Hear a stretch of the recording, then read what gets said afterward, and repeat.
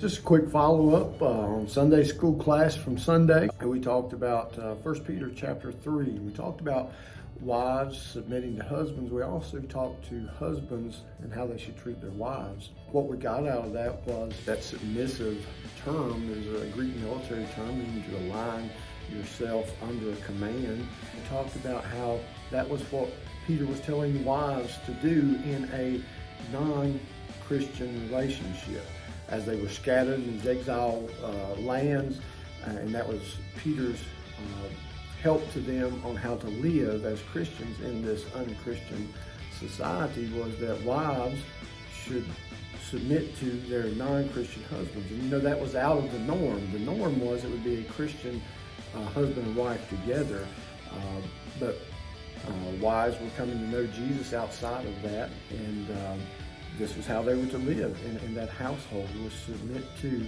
their husbands. And we talked about submission was not something that the husband could command. The husband couldn't command the wife to submit. No, submission was something the wife had that she could give, to give her submission to the husband.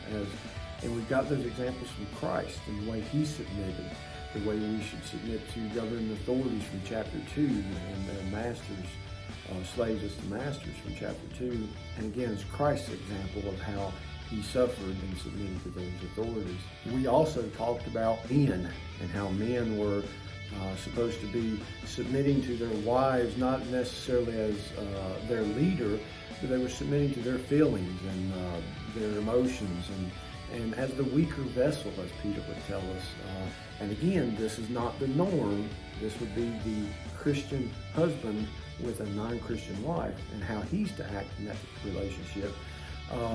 That he wasn't to lord over her some things, and it wasn't to divorce her, and the wife wasn't supposed to divorce the husband in those relationships. No, they were to be submissive and learn to live with each other in harmony. And he says, so that you'll be an equal partner in this new life. I'm not talking about salvation at all, but in this new life with you two together, living for Jesus. And so we can all take from that how to submit to each other, how to give in to each other's feelings, how to help each other, but especially the men providing for and protecting the wife and her needs and stuff, and also the wife submitting to the leadership and the authority that the husband should be given. This again was to bring the other partner to Christ. This is how you live in this pagan world when you came to know Jesus and your spouse didn't, of how you should live to help them to come to know Jesus. And all of it again was an example of submitting to Jesus as our master to start with. And again, as he would tell us in verse 15 of chapter 3, set apart, sanctify the Lord Jesus in your heart first, and then you'll be ready to give an answer for the hope you have.